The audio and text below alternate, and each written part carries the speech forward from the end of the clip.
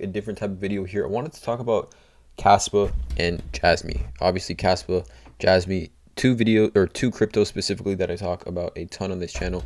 And probably as far as just my bullish sentiment goes and my bullish outlook goes, my two favorite cryptos right now, as we do prepare and look forward to that next crypto bull run.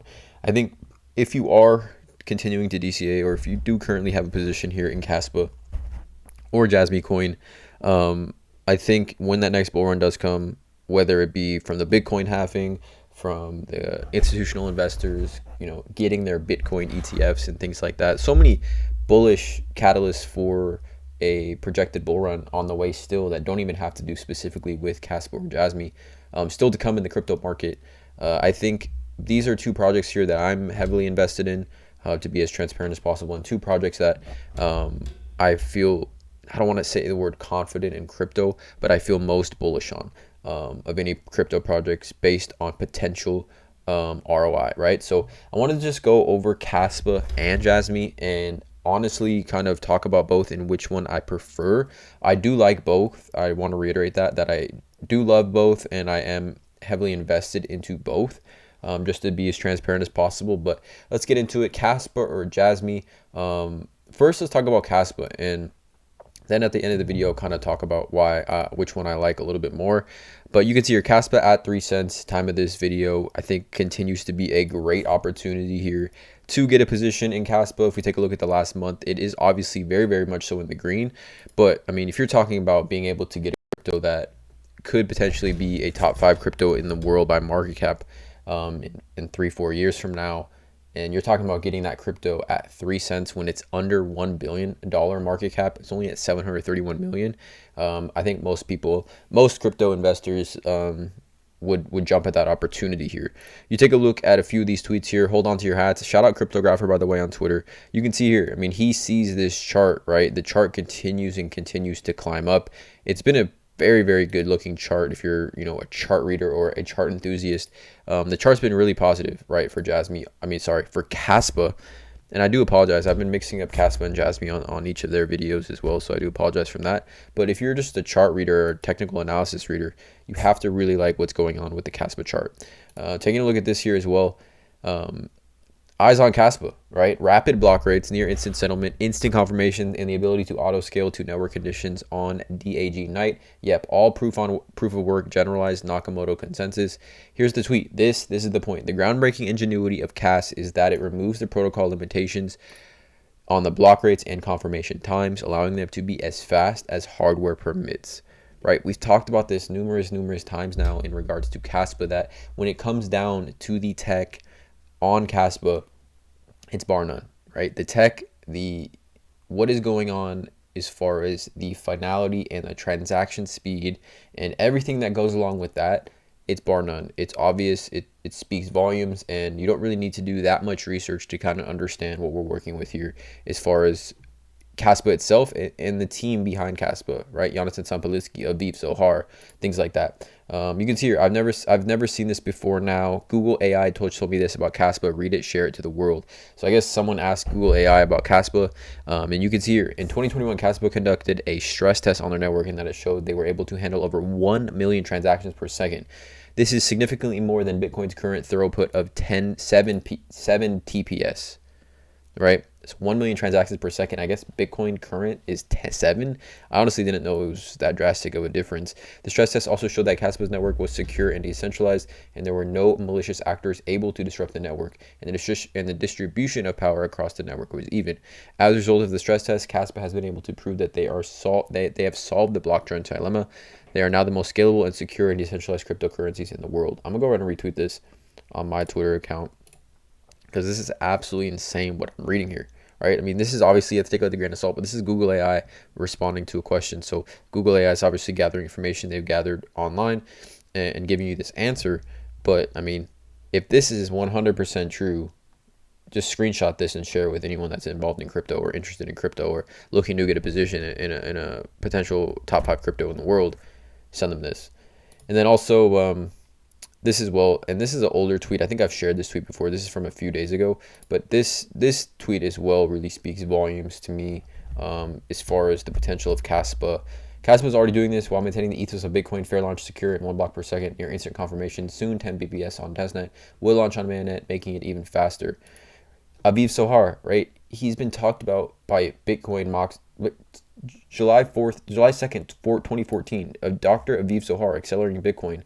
And here's Aviv Sohar is Jonathan Salimski's professor, mentor, and one of the partners in development of Kaspa. Just digest that information, guys. These people behind Kaspa are legitimate pillars, in my opinion, in the crypto space, and have been for a very long time. So Kaspa, you guys, love it. Can't even begin to describe how much I love Kaspa. I'm going to continue putting content out there about Kaspa. But then we talk about Jasmy, right, which is 004. So it's obviously a much cheaper price than Kaspa is currently. 004 for Jasmy, under 1 cent currently.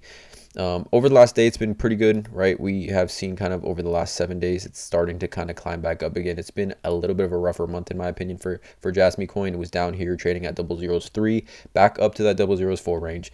And if we take a look at the last year for Jasmy, right, we are still great opportunity here still, in my opinion. Great opportunity, as, again, one of those pillars for Jasmy is that Q4 lockup, right? And let's just go over a few things here.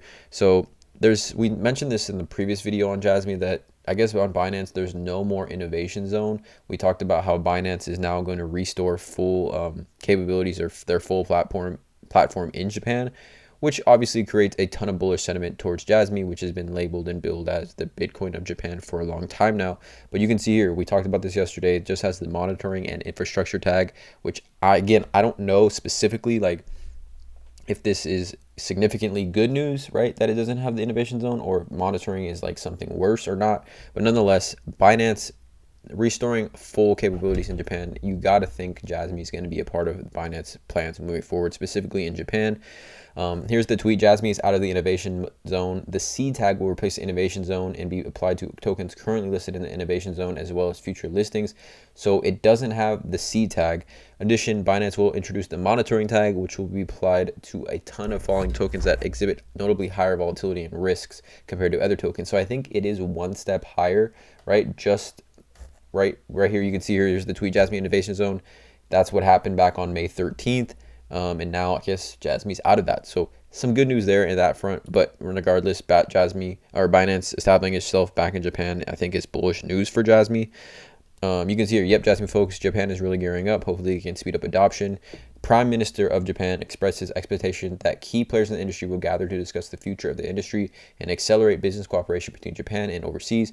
In particular, he strongly expects that large-scale project of a major Japanese company to build a valuable economic zone in the metaverse space and will be announced to the world at this conference. Finally, Prime Minister Kishida summarized and showed his enthusiasm.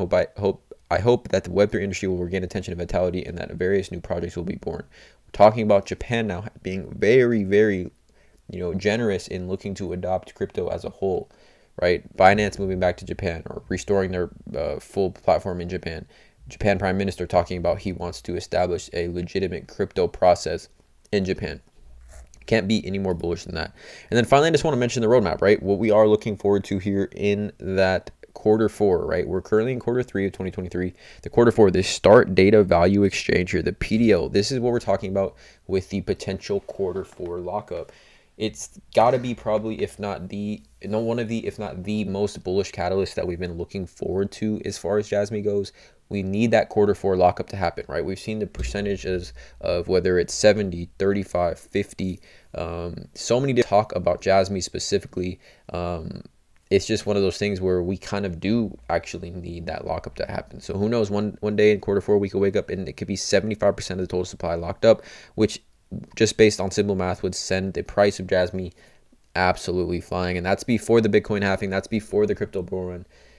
So that's just the internal catalyst that could happen with Jasmy to send the price flying. But as far as between the two, I mean, it should be obvious. I do like Kaspa more, right? I think Kaspa, just the tech behind it it's too elite. And I'm not even comparing these two cryptos to be similar at all. They're obviously two different.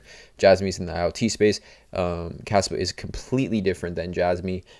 I do think long term and the safer play would be Kaspa without question, but I do think with Jasmy being a little bit cheaper, it wouldn't be it would be, I don't want to say it'd be wise, but it wouldn't be a bad thing to get a small position in Jasmy if you don't have one yet already. Again, that is absolutely not financial advice, but I do want to share this with you guys. I do like Kaspa a little bit more. I just think Kaspa, to me, as far as any crypto goes that I'm looking to invest in right now, it is Kaspa. I'm trying to slowly DCA more and more into Kaspa, and I'm even moving off some other projects that I've been holding to DCA and acquire more Kaspa at this current time. So I do love Kaspa. I do love Jasmy. I wanted to share this video with both of you guys.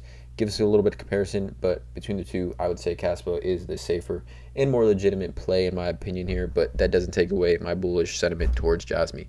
So again, let me know in the comments below how you guys feel about this. Please drop a like on this video, hit that subscribe button, and as always, you guys have a great day.